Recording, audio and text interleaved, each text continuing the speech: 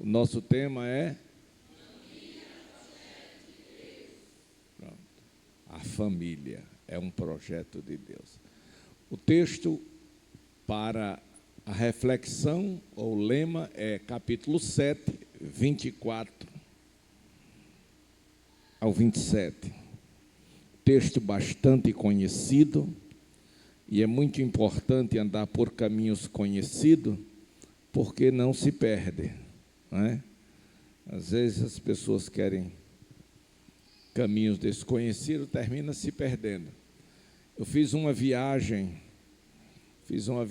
para Paraíba.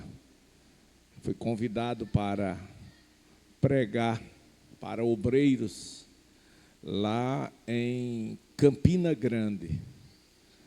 E eu levei alguns obreiros comigo, precisamente 3, comigo 4. E um disse, não, vou colocar aqui no GPS. Não se preocupe, pastor, pode dormir. Tá bom. E carro na estrada, lá vamos nós. Daqui a pouco, eu olhei, dormi um sono, não acordei, dormi de novo, acordei de novo. Eu digo, meu Deus do céu, não chega não nessa cidade hoje. Quando eu abri os olhos, estava dentro de uma mata tão grande. Eu digo, meu irmão, cadê a pista? Já estávamos em Pernambuco. Ele pegou um atalho mais perto, saiu numa cidade, o camarada disse, não, o senhor está na rota errada. Aí ficou muitos quilômetros atrás. Foi uma bênção. Mas é assim mesmo. Então, eu gosto do caminho conhecido. Tá certo? Mateus, capítulo 7, 24. Todo aquele, pois, que ouve estas minhas palavras e as pratica, será comparado a um homem prudente que edificou a sua casa sobre a rocha. 25, desculpe.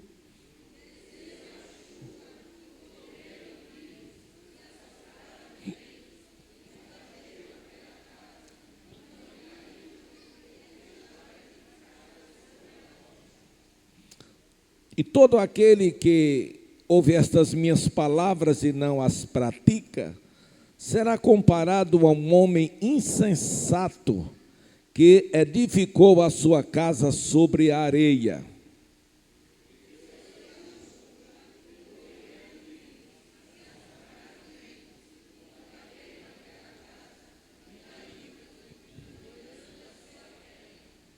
Grande foi a sua queda. Querido Deus e Pai, obrigado, Senhor, pela Tua palavra. Estende as Tuas mãos para nos ajudar, para nos dar entendimento e, sobretudo, Senhor Jesus, para colocar em prática tudo quanto esta noite Tu vai falar conosco, em nome de Jesus. Amém. Podeis sentar. Aleluia. É um dos textos que eu uso muito em celebração de casamento. Fala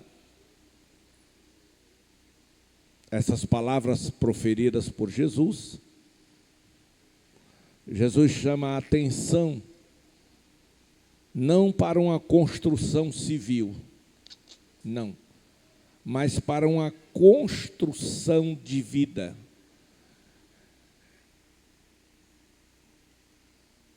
Esta casa reflete uma família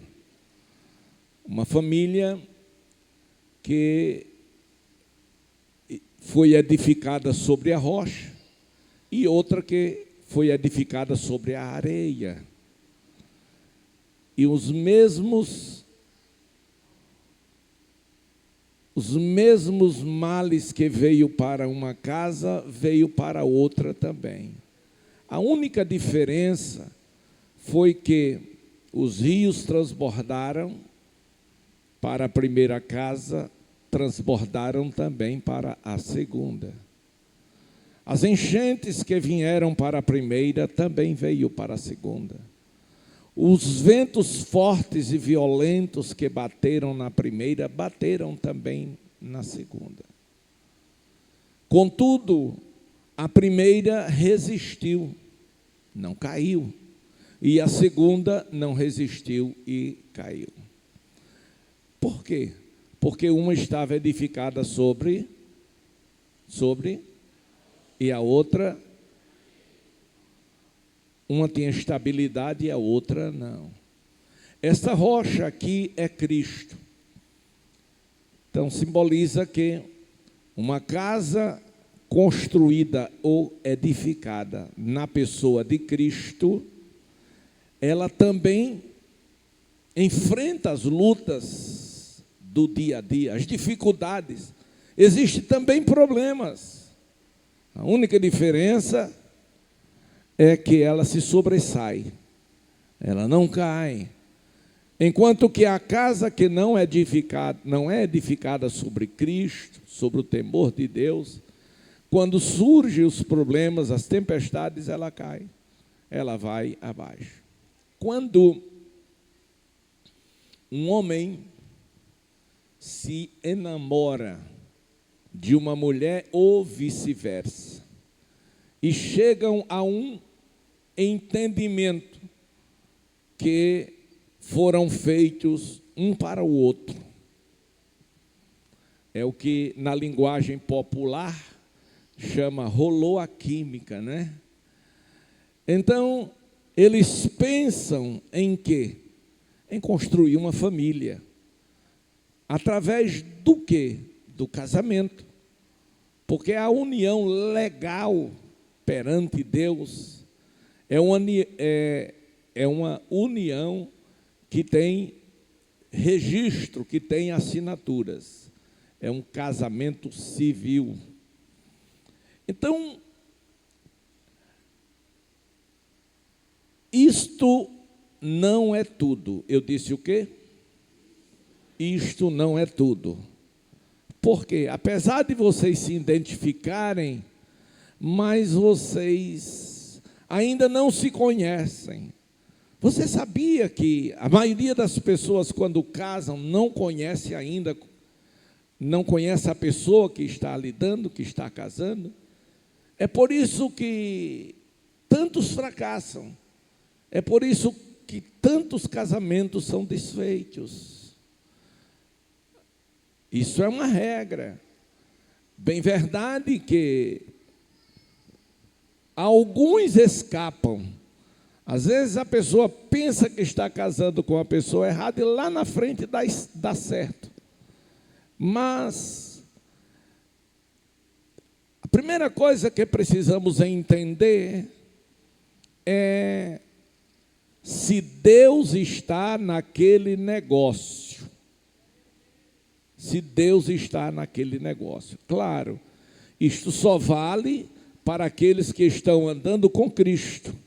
Uma pessoa que não está andando com Cristo, está o quê? Na época ou no período da ignorância. A Bíblia diz que Deus não leva em conta o tempo da ignorância. Todavia, mesmo sem estar andando com Cristo, mas todo mundo que tem senso de responsabilidade sabe o que está certo e o que é errado. Ou não? Sabe? Sabe? Então, existem muitos casamentos que de cara a gente já vê que não vai dar certo. Ou seja, pode até durar muito, mas os dois debaixo de um mesmo teto, de um mesmo telhado, como diz a linguagem moderna, mas não são felizes. E afinal, casamos para quê? Aleluia. O mais importante de duas pessoas é se unirem pelos sagrados laços do matrimônio, é uma mente voltada para uma das maiores realidades. Estou casando com você para envelhecermos juntos. Tem que haver esse entendimento. Por quê? Porque o projeto de Deus é a formação de uma, certo. Então a família, agora no século 21, ela vem sendo machucada, ela vem sendo ferida, vem sendo desprezada, vem sendo confrontada. E esses problemas e nocividades, ela tanto vem de fora para dentro, como de dentro para fora. Há uma inversão de valores muito grande no seio da família. E daqui a pouco nós vamos saber o órgão gerador disto tudo. Mas vamos entender sobre essa ameaça à família.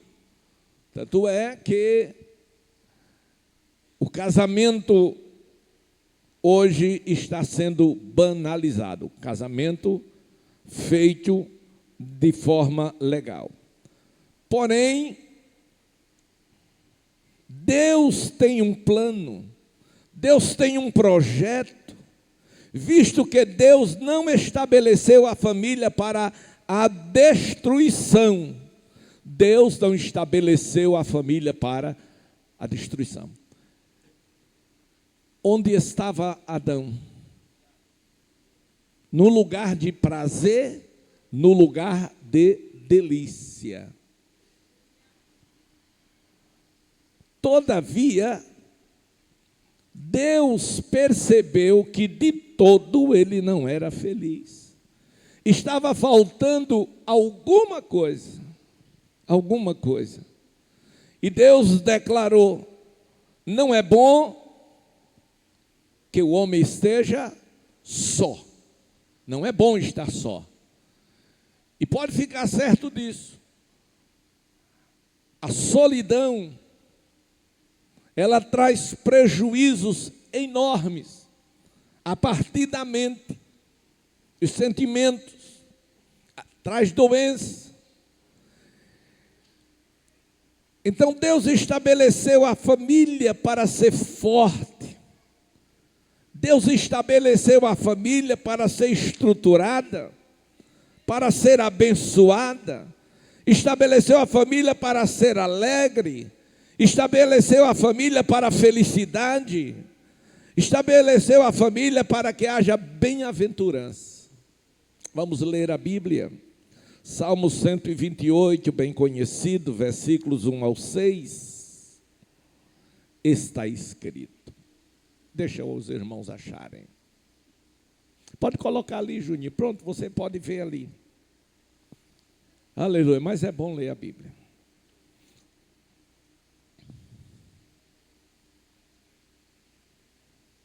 Bem-aventurado todo aquele que teme ao...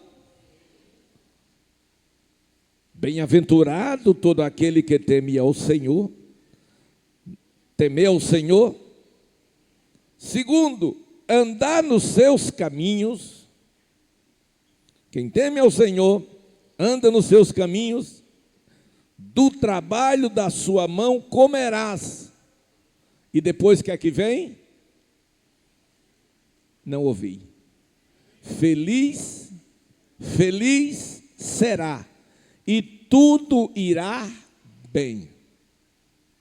Não me responda, responda a você mesmo. Você é feliz?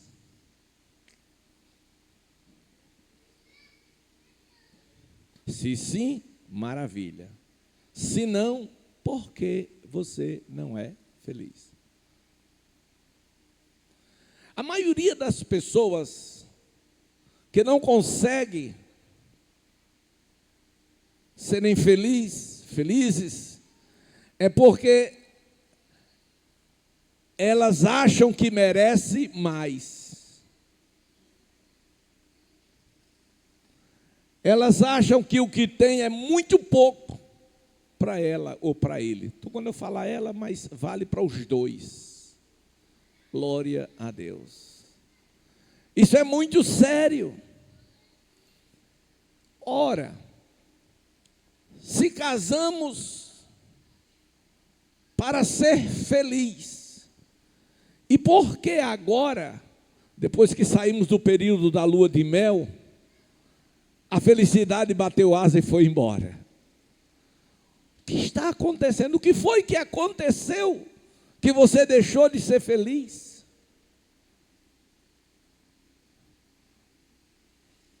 A insatisfação gerada no nosso interior tira a beleza do relacionamento entre duas pessoas que se amam. O abraço não é o mesmo. O olhar não é também o mesmo. E por aí vai. Ou seja, falta carinho. O carinho desaparece. Continuemos, pois. Será feliz e tudo irá bem. Quando fala em tudo irá bem, isso estritamente não quer dizer que você não tenha falta de nada e que você tem boa casa para morar, carro, dinheiro, um bom emprego. Não, de forma alguma. Há pessoas que moram em palácios, mas não conseguem ser felizes, que não conseguem estar satisfeito ou satisfeita. E há outros que moram numa casinha, numa tapera, numa casinha simples. Talvez você nem esteja entendendo essa linguagem, tapera.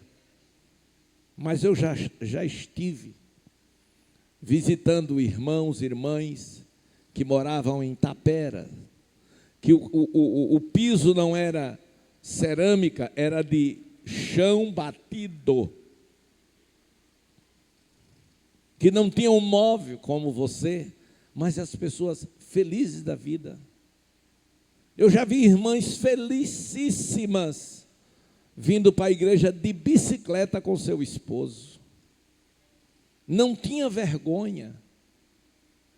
Glória a Deus. No momento que a gente começa a ter vergonha de que as pessoas vejam e saibam como somos, aí a gente começa a levantar um muro. A gente começa a perder a beleza da vida a dois. Por quê? Porque normalmente, me perdoe as irmãs, mas as mulheres acusam o marido por não dar aquilo que ela deseja, que ela sonha, que ela precisa. E aonde está o erro, pastor? Na construção da sua família. Quando você namorou com este moço, você esqueceu que ia viver a vida inteira com ele. Você esqueceu que ele era um trabalhador simples.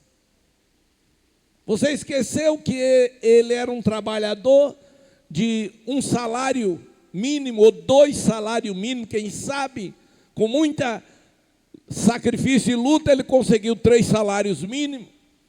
E de repente você descobre que 3 salários mínimos não é nada para pagar casa, aluguel de casa, energia, água, telefone e tantas outras coisas. E de repente aparece o filho. Pronto. Aleluia. Ora, precisamos, na hora de começar a nossa construção, precisamos de um orçamento. Aqui chegam muitos pedidos das congregações. Pastor, olha, está precisando fazer isso, é tanta coisa. Eu digo, ótimo. Aí eu mando fazer primeiro um orçamento. Aí eu pergunto, tem quanto lá? Não, lá não tem nada. E agora, como é que vamos fazer? Vamos discutir isso. Então, uma das coisas que não se discute nessa construção de vida a dois é a mulher perguntar para o noivo, no namoro não, é fase de conhecimento. Aí quando noivou, meu filho, você ganha quanto? Ah, pastor, eu tenho vergonha. Vergonha vai ter quando chegar o seu pastor lá e você não tiver um cafezinho pequeno para dar a ele. Aí vai criar história, narrativa. Não, você ganha quanto, meu filho? É curiosidade? É não. É para saber como eu vou viver com você.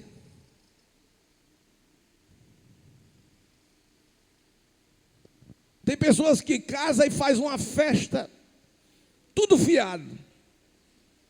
Quando terminou o casal, a festa, que vai para a lua de mel, já não é uma lua de mel tão boa, porque a pessoa está preocupada. Meu Deus, como é que eu vou pagar toda essa conta? Já perdeu a beleza, mas deixa lá. Deixa a beleza lá. Vamos lá. Tua esposa, no interior da tua casa, será como a videira frutífera, teus filhos como o rebento de oliveira, a roda da tua mesa. Eis como será abençoado o homem que teme a Deus. Deixa eu explicar o que o salmista quis dizer quando ele fala do homem que teme a Deus. Porque esse salmo fala do temor de Deus e da felicidade no lar, dentro de casa. Um homem que teme a Deus, ele tem responsabilidade. Ele tem responsabilidade. Glória a Deus. Eu dizia isso muito à minha esposa, hoje minha esposa, na época namorada. Eu dizia, minha filha, não dá não. Ela disse, dá. Eu digo, dá nada. Eu sempre pulava fora. E quando foi um dia, ela deu uma palavra assim, muito interessante. E depois, lá no futuro, eu lembrei a ela. Ela disse, contigo eu caso até para morar debaixo da ponte. Conversa.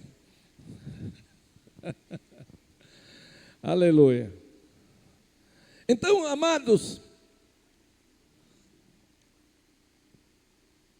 esse temor ao Senhor fala de compromisso com responsabilidade. Nunca case para ser feliz. Case para fazer alguém feliz. Mas a recíproca é sempre verdadeira. Vamos mais. O Senhor te abençoe.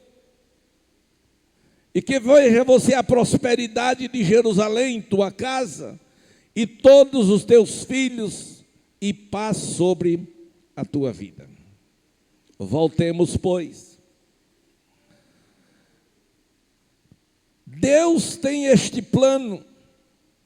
Ele estabeleceu a família não para destruição, mas para ser forte, estruturada, abençoada, alegre, feliz, bem-aventurada. A sua família é assim?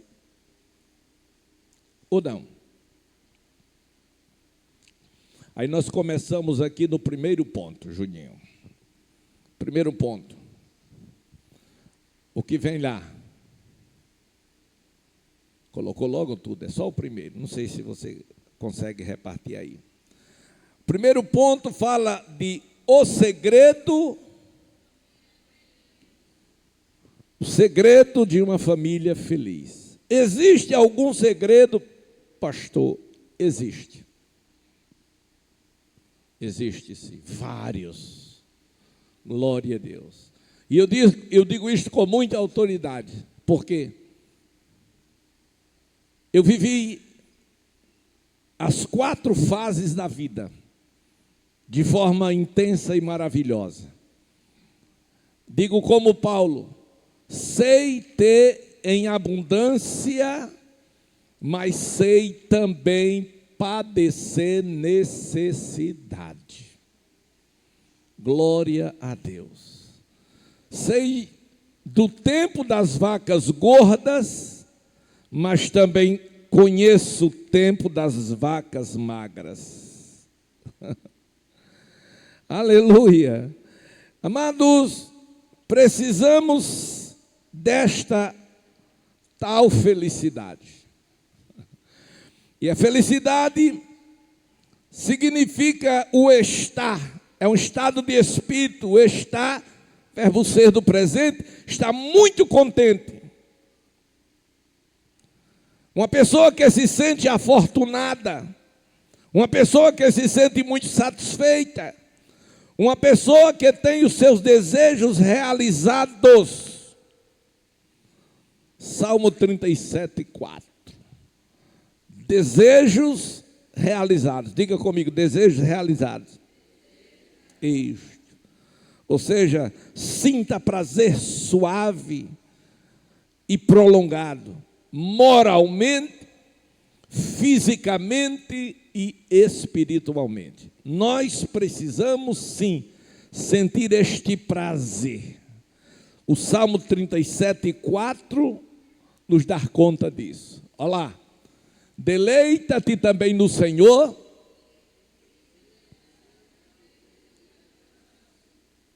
Deleita-te também no Senhor. Esse deleitar é ter um prazer suave e prolongado. Então, se você se deleita no Senhor, Ele vai conceder o que você deseja. Um dia, uma pessoa amiga da nossa família, nós mudamos, fomos morar vizinho a este casal. E nós chegamos de mudança no dia de um jogo da seleção brasileira. E a gente arrumando as coisas, e aquela luta toda, e via lá o barulho muito grande e tal, e não sei o que mais. Depois eu vi também bebidas. Mas o esposo dela me reconheceu. Aí, é o pastor que está vindo morar vizinho a gente. Aí já acabei com a festa dele, né? Sem nem ter conversado ainda. Bom, mas a verdade é que, no passar do tempo, ela se aproximou da gente, fez amizade, e ela disse, eu queria tanto, isso numa conversa comigo, ela disse, olha, pastor, eu me arrependi de ter casado com esta pessoa. Eu queria tanto casar, mas com um homem de Deus. Eu digo, mas, disse, não, está fora da igreja, é um problema. Eu queria mesmo, pastor, era que o meu esposo fosse um pastor assim, como o senhor. Eu digo, ei, glória a Deus. Na hora que ela falou isso, aí me veio na mente, deleita-te no Senhor e Ele concederá o que deseja o seu coração. E eu disse para aquela irmã, Deus não chega nem tarde, nem atrasado, nem adiantado. Deus chega na hora certa. Se você deseja isso, coloque este seu desejo diante do Senhor e peça que Ele realize o seu sonho. Ela olhou assim, meio que assustada. Eu digo, sim, é do jeito que eu estou dizendo. E olhei para ela e digo, e Deus vai fazer isso. Aleluia. E o que aconteceu com ela, pode acontecer com você, que quer ser feliz, que precisa de um casamento, que o seu não está dando certo, e precisa que mude a história da sua vida. Glória a Deus. Aleluia. Não precisa esperar ficar viúva para ser feliz. Aleluia. Não deseja que ele morra. Deseja que ele seja o homem que você quer que ele seja. E você, irmão, a mulher que você queira que ela seja. E coloque nas mãos do Senhor e ore. Aí eu disse isso para ela. E poucos dias depois, ela estava indo embora. Para fora do estado. Por algumas situações. Moral da história. O tempo se passou. Alguns anos depois, não tantos anos, mas coisa de 3, 4 anos, eu recebi um convite para ir pregar na igreja do esposo dela. Aleluia. Se você se deleitar no Senhor, Ele vai satisfazer o desejo do seu coração. Glória a Deus. Então, deleitar é um prazer suave e também prolongado. Esse prazer é um prazer também moral, físico, espiritual, e eu ainda abro um parêntese para dizer sentimental. Tudo faz parte. Nós, tudo que precisamos é andar dentro do plano de Deus. Por isso Jesus disse: quem ouve as minhas palavras e as pratica, assemelhá-lo-ei a um homem prudente. Então, se você ouve, está ouvindo agora, e tudo o que eu falar aqui, você resolver colocar em prática, seguramente, a bênção, você não precisa correr atrás dela, ela vai correr atrás de você e bater na sua porta. Agora, precisamos saber as escolhas que nós estamos fazendo, se ela está dentro ou fora da vontade de Deus. Falo agora para os jovens, falo agora para as viúvas, falo agora para aqueles que ainda estão estão solteiros.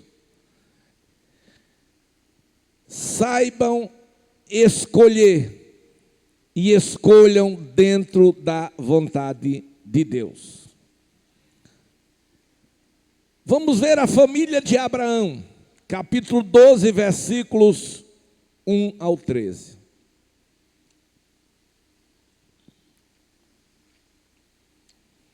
Ora, o Senhor disse a Abraão: sai da tua terra, do meio da tua parentela, para onde? Da casa do teu pai, para uma terra. Que terra? Que eu te mostrarei. Mas ele disse a Abraão onde era esta terra? Não. Ele só mandou que ele saísse da casa do seu pai, do meio da sua parentela, para um lugar que ele iria mostrar. Abraão era solteiro ou casado? Solteiro ou casado? E Sara foi com ele? Foi.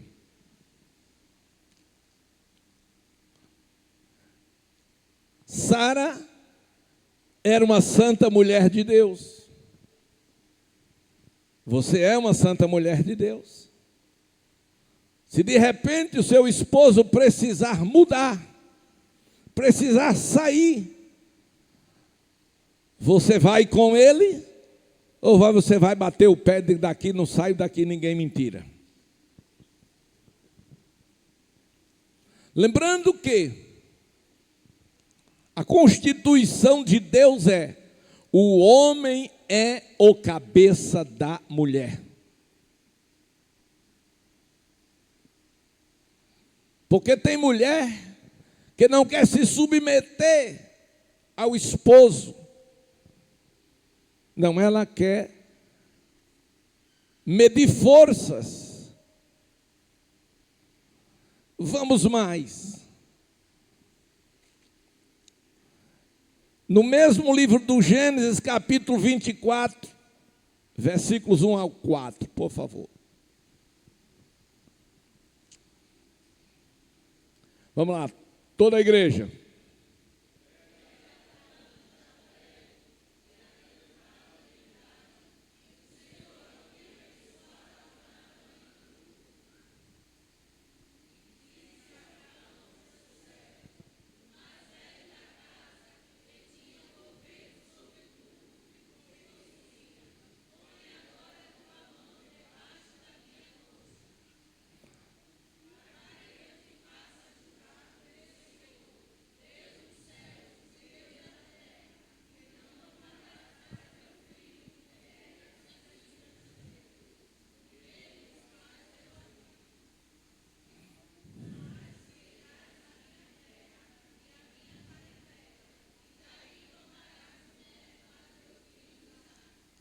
Amém.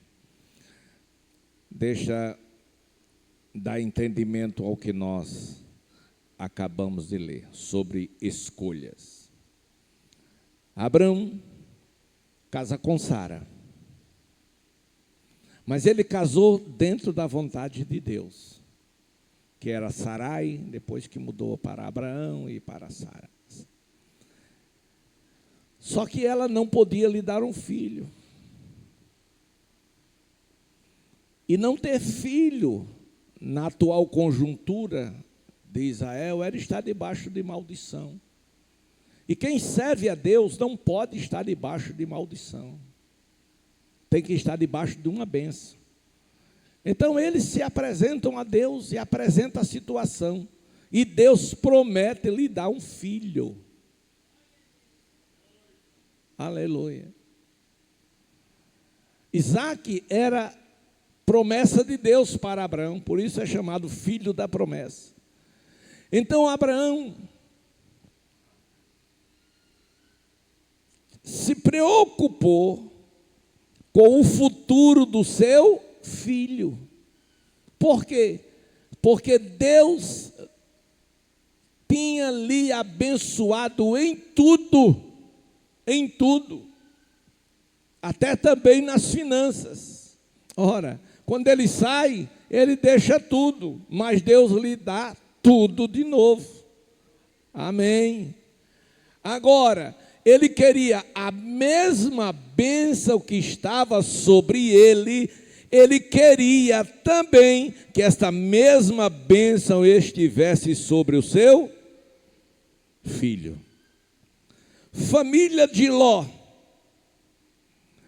Gênesis 13, 7, 13.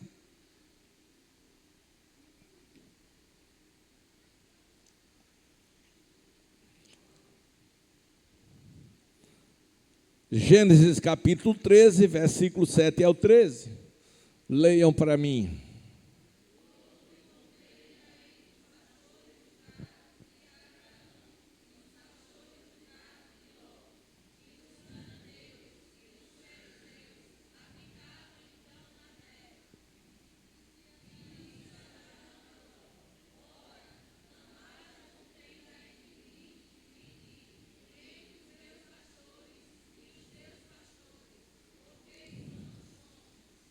Amém.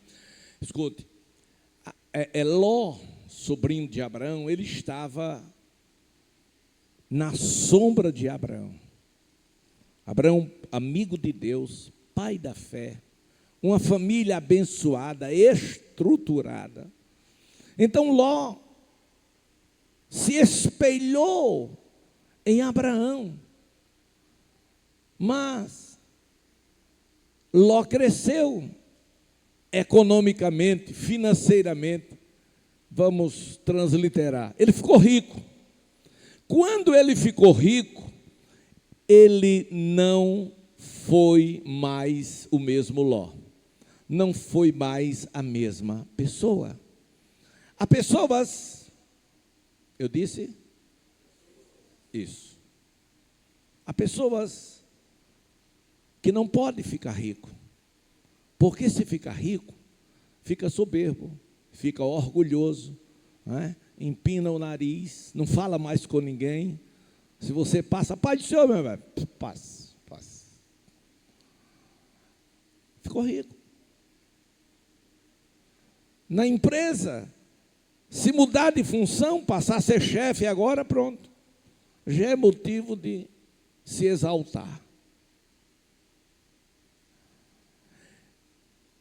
Ora, isto é um reflexo de um relacionamento familiar. Isso é uma questão de caráter. Então, quando ele ficou rico, a terra ficou pequena para ele. Diga, a terra ficou pequena para ele. É assim. Quando a pessoa pensa que aonde ele está é pequeno para ele.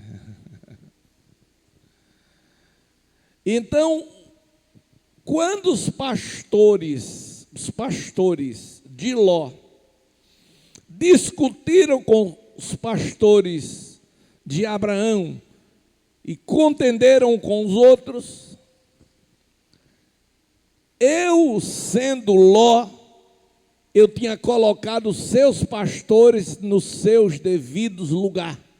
Respeitem. Você sabe que somos o que somos graças a Abraão. Mas tem pessoas que não são agradecidas, são mal agradecidas. Tem pessoas que não reconhecem aquilo que foi feito por elas. Pelo contrário, diz, não, eu fiz por merecer. Aleluia, glória a Deus. Então, Abraão chamou Ló e disse, Ló, nós não vamos brigar não, Ló. Nós somos irmãos. Em outras palavras, irmãos não brigam. Não discutem, a gente vai estar brigando por bobagem, por terra. Faz o seguinte, vem cá. Trouxe ele fora do arraial e disse, dá uma olhadinha para o norte. Dê uma olhadinha para o sul. Dê uma olhadinha para o leste. E agora dê para o oeste. Está vendo? Tudo isso é terra. Escolha para onde você quer ir. E você vai viver a sua vida. E não deixamos de ser irmão, nem vamos estar brigando. Só essa escolha.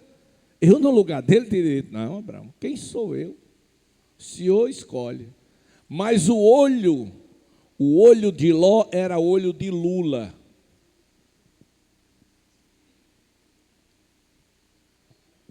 E ele saiu procurando o lugar mais fértil, mais bonito.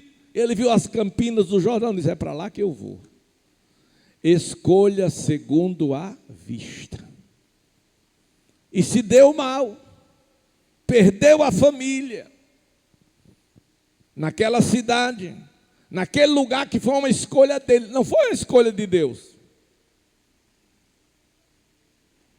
Então muito cuidado com as escolhas. A mulher de Ló virou tempero, né? Tornou-se uma estátua de sal, tempero. As filhas contraíram relacionamento com pessoas ímpias que não temiam a Deus. Ló nunca falou de Deus, do seu Deus, para os seus pretensos genros, de sorte que ele não foi destruído com toda a sua casa, por conta daquele que com ele contendeu, Abraão, que em oração, Deus disse, vou destruir Sodoma e Gomorra. Aí Abraão conversou com Deus, e por amor a Abraão, Deus mandou anjos para tirar Ló e a sua família. E eles saíram quase que arrastados, pegados pelas mãos dos anjos, e o anjo disse, apressa-te, senão não vai dar tempo, apressa-te em sair desta cidade. Agora, não olhe para trás. Mas coitada da mulher, estava tão apegado às coisas do mundo, estava tão apegado às coisas materiais, que olhou para trás e aí parou no caminho. Glória a Deus. Meus amados irmãos, o segredo de se ter uma vida feliz é andar dentro do plano de Deus. Diga comigo: o segredo de uma família feliz é andar dentro do plano de Deus. Número 2, amadurecer a família dentro dos projetos de Deus.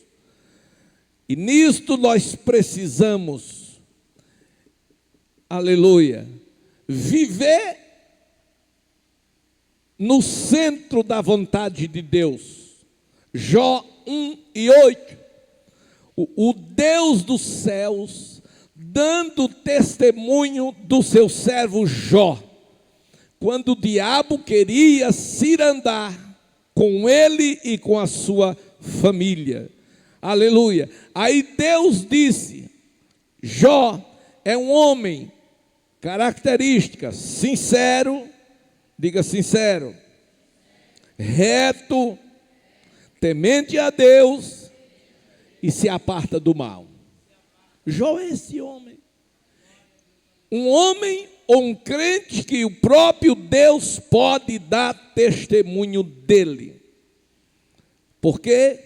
Porque ele amadureceu a família dentro dos projetos de Deus. Ele fez crescer a família dentro dos projetos de Deus. Será que você tem um testemunho de Deus para que a sua família amadureça dentro dos planos de Deus? Porque Provérbios fala sobre isso. Ensina a criança no... Então você tem que estar no caminho para ensinar com exemplo. Glória a Deus. Escute. Eu e você jamais conseguiremos ter uma família perfeita, mas conseguiremos sim ter uma família ideal. E o que é uma família ideal? É uma família onde todos os seus membros estão dentro dos projetos de Deus, onde os nossos filhos estejam na igreja, onde os nossos filhos estejam nos cultos, onde os nossos filhos estejam na escola dominical, onde os nossos filhos tenham uma ocupação na igreja. E isso vai depender de quem? De você. Primeiro, você tem que estar. Segundo, você tem que motivá-los. Exemplo, culto doméstico. Tem na sua casa? Além de você vir para a igreja, trazer os seus filhos, além de você vir para a escola bíblica dominical, trazer os seus filhos, além de você, de tudo isso, você precisa ler a palavra de Deus na sua casa. Não precisa muita coisa não, irmão. Amanhece o dia, você pega a Bíblia, na hora da mesa do café, pega a Bíblia, lê um versículo, um texto, faz uma oração e entrega a sua família nas mãos de Deus. E Deus está lá vendo. E o nome dele está na sua casa sendo glorificado. E os seus filhos estão crescendo no temor de Deus. Agora, tem família, irmãos. Tem família que senta à mesa para tomar o café da manhã, o jantar da noite, o almoço de meio-dia, e nem sequer faz uma oração. Não oram. Nem para agradecer o pão que está sendo servido ali. Quando não, uma família iracunda, que na hora da mesa, está o povo brigando, discutindo por conta da comida.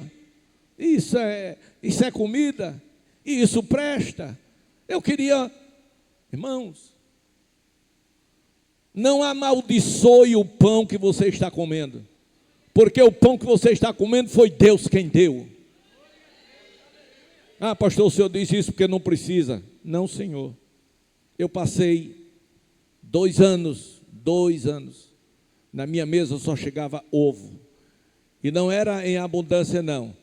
Era 2, 3 ovos para 5 pessoas. Glória a Deus. Às vezes tinha feijão e farinha, às vezes tinha feijão e arroz. Café não tinha porque não podia comprar, tomava chá. Mas eu levantava as mãos, Senhor, muito obrigado. Muito obrigado por este alimento. Aleluia. E Deus é minha testemunha. Aleluia. Eu sempre agradeci a Deus. Glória a Deus. Por quê? Porque é na prova que Deus conhece aqueles que são seus. É na prova que você se conhece. Aleluia. Aleluia. Nós precisamos sim criar e educar os nossos filhos no temor do Senhor. Provérbios 22:6. Coloque aí na tela que esse eu faço questão que todos leiam. Provérbios 22:6. Vamos lá. Esse instrui é ensinar, a mesma coisa. Ensina a criança no caminho em que deve andar. E até quando envelhecer, pronto. Ensinar a criança, você tem que estar nesse caminho. Ensinar, honrar, respeitar, temer a Deus e ser exemplo. Eu sou do tempo que eu acordava, bença minha mãe. Glória a Deus. Fui criado sem pai. Bença minha mãe. Há pessoas que ficam revoltadas da vida por conta do problema dos pais. Os pais se separam, a pessoa fica revoltada, fica doente, se marginalizam, se autodestrói. Não, irmão. Não. Minha mãe deixou meu pai, mas nós crescemos conhecendo o trabalho, não éramos crentes, glória a Deus, mas nós fomos educados de forma correta, aleluia. Então, amados irmãos, nós honrávamos os nossos pais, honrávamos os mais velhos. Se minha mãe estivesse conversando com qualquer pessoa, ninguém chegava perto. Se a gente passasse entre 2 pessoas, tinha que pedir licença. Respeitava os mais velhos. Hoje a coisa está bagunçada. Hoje o menino, quando quer uma coisa, se o pai não desce, joga no chão, se esperneia, e o pai fica nhê, nhê, nhê, nhê, nhê, nhê, nhê, nhê, nhê, nhê, nhê. Não, meu irmão, eu não fui. Naquele tempo era diferente. Minha mãe tinha um cinturão, não era um cinturão, era um pedaço de couro assim. Tinha até o formato de uma gravata. Eu acho que era profético aquela gravata. Errou, não tinha conversa não. O couro comia mesmo com força. Glória a Deus. Mas vamos lá. Número 2.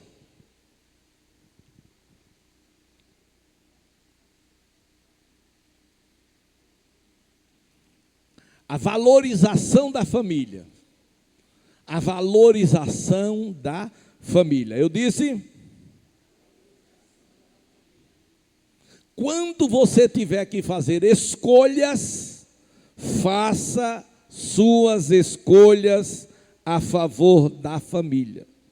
Não faça escolhas visando o seu próprio benefício, isto é muito perigoso. Talvez Tenhamos aqui algumas pessoas que amargam hoje por conta de fechar os ouvidos para a voz da família, para aquele pai, para aquela mãe, para aquele irmão, para aquele tio, que disse: minha filha, não vai dar certo. Meu filho, não vai dar certo. Mas você insistiu e disse: não, mas eu quero. Glória a Deus, mas eu quero. E depois, eu não quero, mas agora é tarde demais. Nós temos na família algo chamado direitos e deveres. Diga: direitos e deveres. Isto no seio da família. Efésios 5, veja aí, abra aí, 22 ao 33.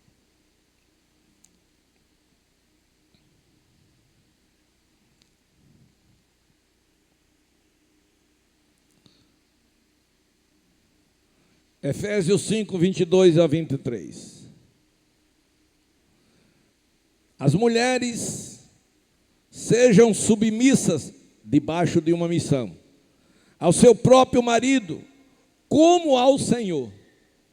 Então você precisa ser submissa ao marido, como você é ao Senhor. Versículo 23. Porque o marido é o cabeça da mulher, como também Cristo é o cabeça da igreja, sendo ele mesmo o quê? O Salvador do corpo. E maridos, aí você observa que nesse texto, 3 vezes, Paulo escrevendo aos Efésios, diz: marido, amai as vossas mulheres, como Deus amou a igreja. Deus amou a igreja renunciando o céu, desprendendo-se de sua glória, dando a própria vida por ela. Isso quer dizer o quê, pastor? Que o marido precisa renunciar os seus direitos, renunciar tantas coisas, e tem que dar a própria vida pela esposa. Você é este marido? Deveres dos maridos no seio da família. Deveres do pai, 22 e 6, nós já lemos de Provérbio, sobre ensinar a criança no caminho que deve andar. Instrução, o que você diz, o que você diz. Segundo, influenciar o que você faz. Terceiro, a sua imagem, o que você é. Porque às vezes a gente diz uma coisa e vive outra. E o filho, você já viu aquela mãe? Não sei se aqui tem alguma mãe, eu acho que não tem não. Eu vou dizer como ela é.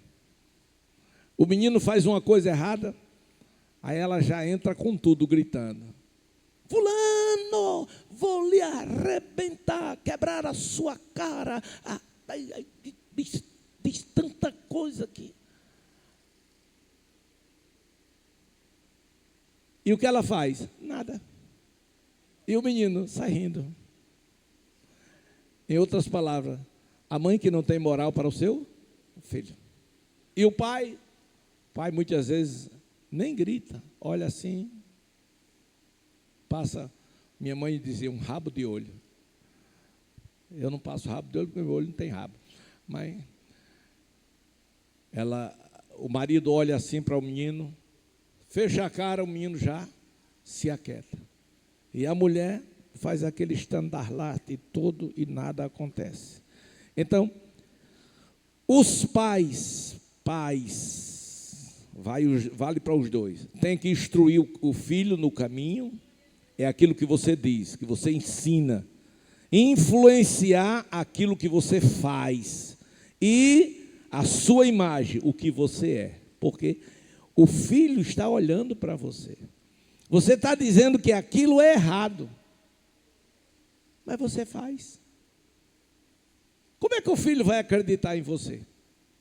Não tem como acreditar em você. Ele vai acreditar em você se você ensinar Se você influenciar, você vai fazer aquilo que está ensinando e você demonstrar isso com atitudes. É simples assim. Vamos falar sobre perigos que ameaçam a família. Já estamos chegando no horário, mas vamos tentar concluir. Os perigos que ameaçam a família. Então, seu lar, sua casa, precisa ser firme e ser saudável. Como é, pastor, que uma casa se torna firme e se torna saudável? Ora, através da oração, diga oração, através da meditação na palavra, e através do culto doméstico. Não esqueça que a igreja do Senhor começa dentro da sua casa. E dentro da sua casa, você é o sacerdote. Se o marido for crente, ele é o sacerdote. Se ele não for e a mulher for, ela é a sacerdotisa. Para quê? Para fazer valer a vontade de Deus dentro da sua casa. Quais os perigos que ameaçam a família moderna? Será que é possível escapar desses perigos? Vamos ver alguns perigos graves. Pornografia.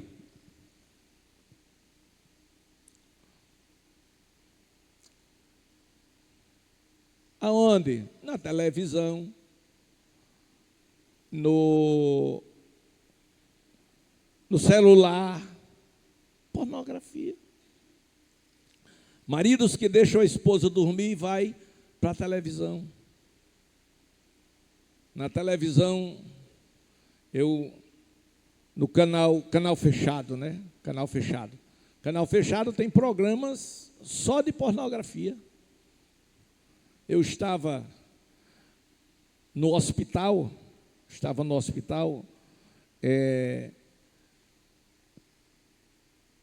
tinha alguém lá enferma, internada, eu não lembro quem, aí está com muito tempo.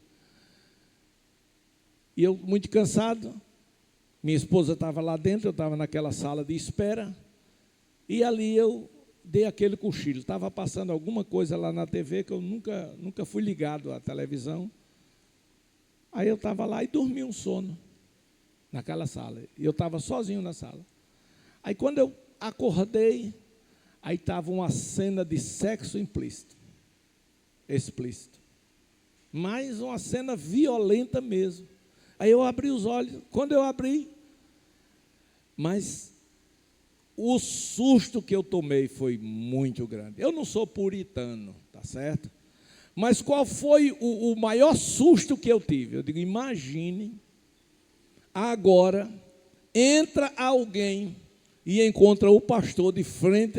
E quem vai acreditar que eu estava dormindo? Me diga. E o pior, cadê o controle? Porque lá do hospital, eu não sei onde é que eles colocam. Pense o estreito. Aí eu fiz o quê? Eu saí da sala, fui andar pelos corredores. Glória a Deus. Então, a pornografia tem destruído muitos casamentos. Muitos casamentos. E o pior, que quem gosta, depois quer usar a esposa do jeito que vê lá na pornografia. E isso termina gerando contendas, brigas, insatisfações e violência. Então nós entendemos que a pornografia, como escapar dela? É simples. É simples. É simples. Na hora que aparece, você desliga. E se você sabe que tem aquele canal, lá tem aquilo, você manda deletar. Você tira de pauta, porque não cai na tentação, tá certo? Nudismo, indecência, imoralidade, violência social, moral, espiritual, É possível, sim. Tudo isto é possível. A Bíblia diz, irmãos, que nenhuma tentação vem além das nossas possibilidades.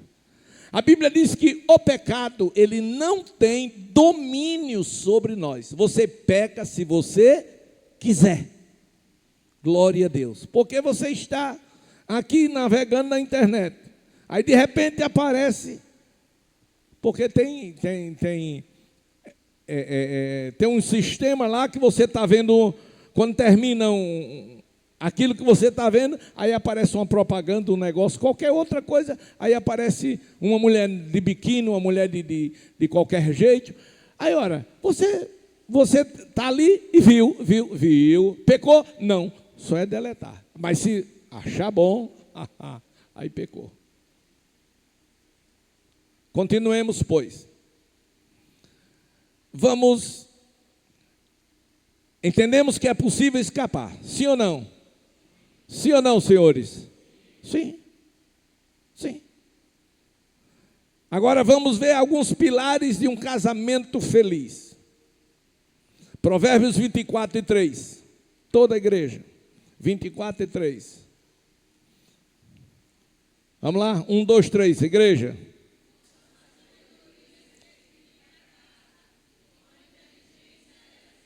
Ela se firma. Deixa eu dizer uma coisa, voltando o assunto sobre pornografia, nudismo, indecência, imoralidade. Você sabia que estas coisas, quando praticadas, são consideradas de traição? Traição espiritual, traição moral. E a mulher se sente ofendida. Se sente ofendida. Às vezes o marido não paga a devida benevolência à mulher. Não sei se você já leu na Bíblia, mas procure benevolência. O marido tem que pagar a devida benevolência à mulher. Aí ele não paga. Aí por quê? Porque está obcecado por aquilo que Deus condena. Vamos ver os pilares, alguns pilares que estabelecem a felicidade da família. Número 1, diga santidade.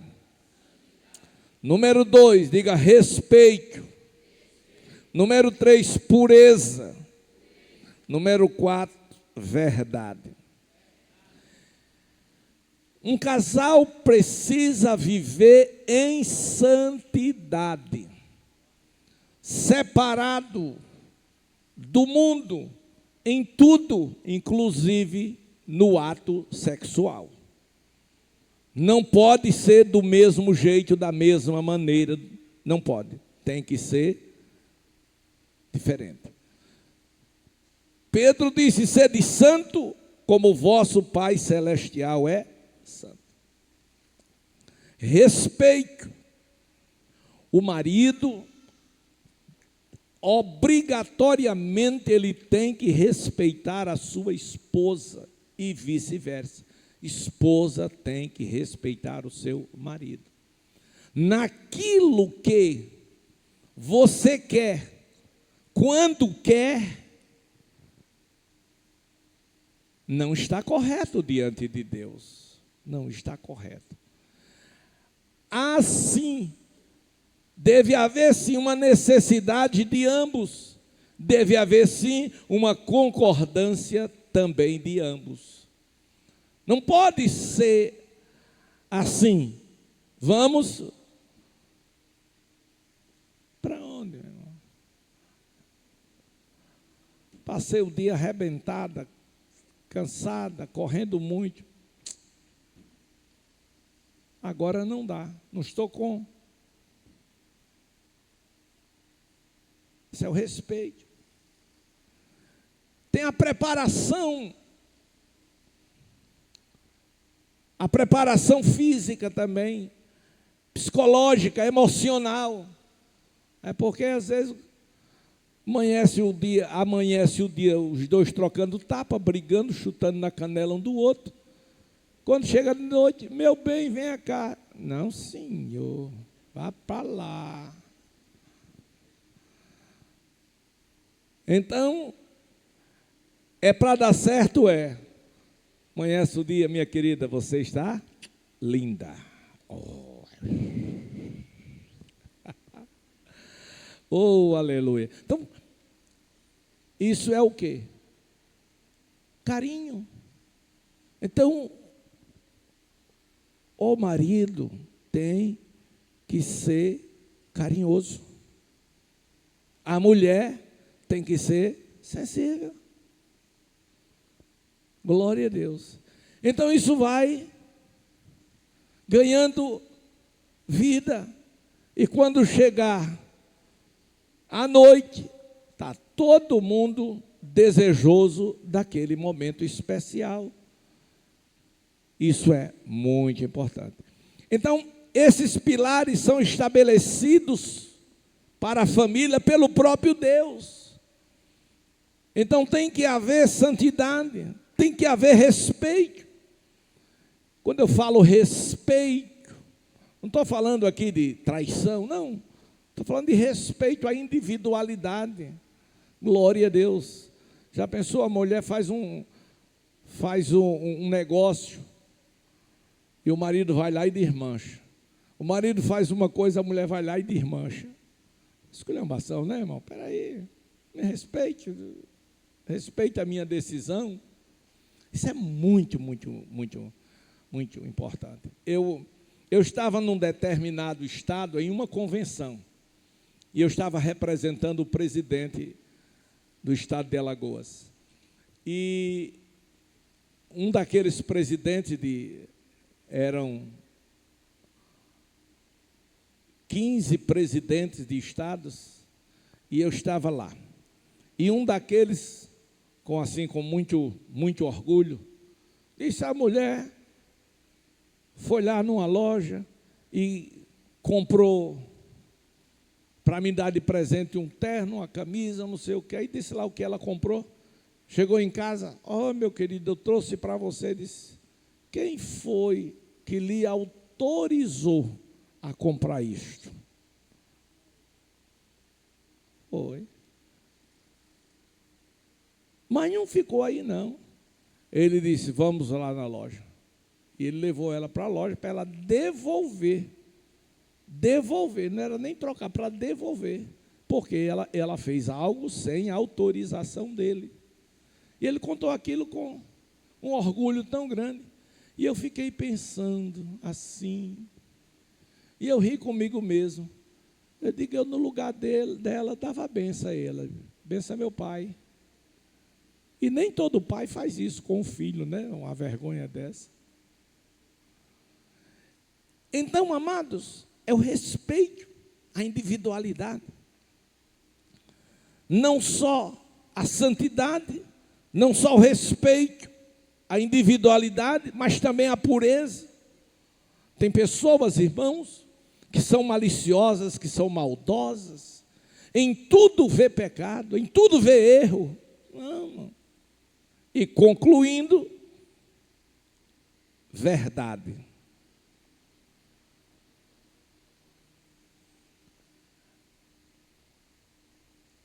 Nós precisamos alinhar os nossos sentimentos e sermos, sim, transparentes, verdadeiros. Deve haver da parte de ambos, mas principalmente do marido, a preocupação com a sua namorada. Se ela estar triste, isso deve pesar na sua mente. Isso deve mover o seu coração. Isso deve, sim, merecer uma atenção maior. Você procurar saber o que está acontecendo. O que a leva a estar triste. Por incrível que pareça, às vezes ela está triste, culpa nossa. Mas Não adianta dizer, eu não fiz nada. Tem marido que nunca faz nada. Mas às vezes a gente faz coisas erradas sem perceber. Uma palavra, uma atitude. A gente erra. Eu também erro, sou humano. Eu não sou aquele marido perfeito, não, tem lá meus muitos defeitos. Só que precisamos sim ter o cuidado de, se alguma coisa ela mudar, alguma coisa está errada. E se for eu o responsável por este erro? Como é que resolve isso? É simples. Primeiro, se interessar pela situação. Vai lá, conversa. Não, porque você falou assim, minha querida, me perdoe. Na verdade, eu pensei que era outra coisa, porque eu não tive consciência do que disse, da atitude que tomei. Felizmente, eu errei, me perdoe. E mulher é uma coisa tão maravilhosa, né, irmão? Que ela tem aquela facilidade muito grande de sorrir, dizer, não, está perdoado. Depois de perdão, você dá aquele abraço, tá certo? E aquele beijo do primeiro encontro. Oh, glória! Aí fica resolvido, tá certo? Então, é a comunicação que se diz com o que se sente ou o que se pensa. É através da comunicação. É através do diálogo, tá certo? Então, não esqueça que a família é um projeto de Deus e todo casal deseja, sim, ter um lar feliz, ter um lar abençoado. E isto é colocar Jesus no lar, isto é comunicação, isto é perdão e propósito. Quem de vocês, mulheres, já não errou, que precisa sim pedir perdão ao seu esposo? Meu filho, me perdoe. Me perdoe. Glória a Deus. Então, faz parte. Que Deus em Cristo abençoe e não esqueça os cuidados do Senhor Jesus sobre os dois fundamentos, os dois construtores. E ele fala, todo que ouvir e colocar em prática as minhas palavras, será semelhante a um homem prudente, que edificou a sua casa sobre a rocha. Mas aquele que ouve as suas palavras e não coloca em prática, é como um homem insensato. Pode vir chuva, pode vir o que vier, mas não vai abalar o seu relacionamento, não vai abalar a sua casa, não vai abalar a sua vida. Agora, vamos ficar de pé, que eu tenho uma palavrinha bem